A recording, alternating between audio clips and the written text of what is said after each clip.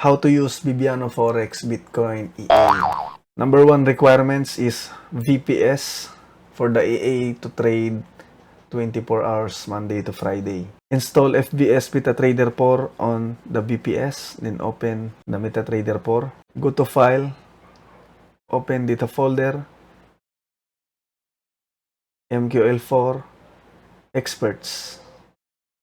Copy the EA and paste it here.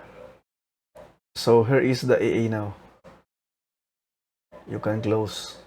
Go to Experts and right click, then refresh 2 times. Then you should see the EA.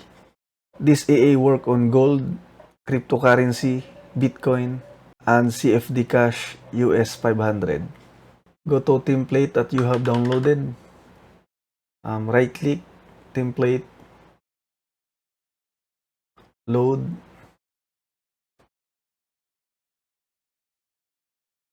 paste, then open. We will now attach the EA. Double click, go to common, check all of this, then go to inputs and click load. Go to file that you have downloaded. If your capital is $200 US, click this and copy the set file and paste it here. If your capital is $2,000 US, copy this set file and paste it here. So my balance is 346,000 cents or 3,468 US dollar. So I will select this set file. Open. So this is ready to go. Don't change anything. Only this one. This lot size settings is for 2,000 US dollar or 200,000 cents. So if your capital is 4,000 US dollar or 400,000 cents, so change the custom lot 1 up to 20. Just multiply by 2 because your capital is times 2 bigger than the settings. So here is the EA now. Select M1 time frame. This EA is automated, but we need to click the first trade for more trades. Click sell or buy, anything, no problem. Example, I click sell. Okay. You will see here that we sell on gold and there is a pending order. Take note, to avoid error, we must see the pending order, the buy stop, and it should have nice distance from our entry. If you're in M1 time frame and the pending order is this small, you should stop the EA because that's an error. Just click the auto trading so it will become red, then close all the trade, close the chart to remove the EA and reset up again. But this one is working properly. Okay, so you should check auto trading so it will be green.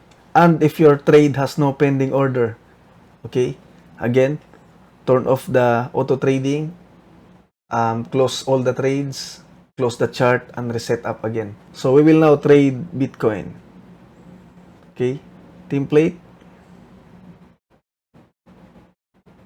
load the EA, check in common, inputs, load the set file, Bitcoin 2000 cent, all goods, click OK.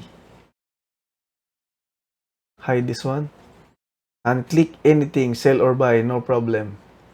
So this is our trade in Bitcoin and we have a pending order.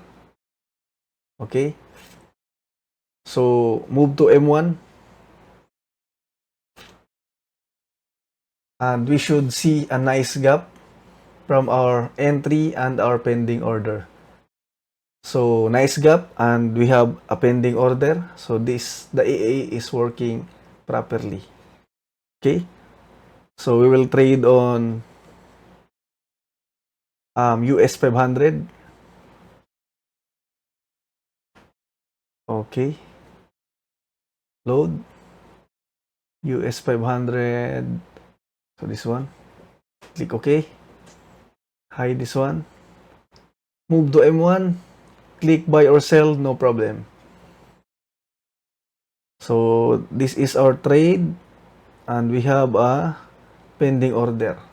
nice distance.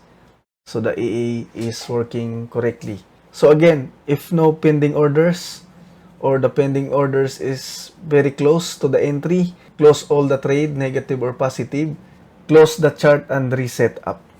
Do not close the MT4 because the EA will stop working.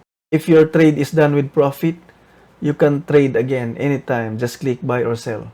Okay, our two trades just take profit. The gold and the Bitcoin with 300 cents or 3 US dollar times 2, 6 US dollar profit in minutes. For capital protection, right click the chart, open expert advisors, properties. You can use the protection and capital. Example, if I have 347,000 US dollar, if my balance will drop to 150,000, all my open trades with negative will close. So these settings is work as our account stop loss. But if you don't want stop loss, just leave it there.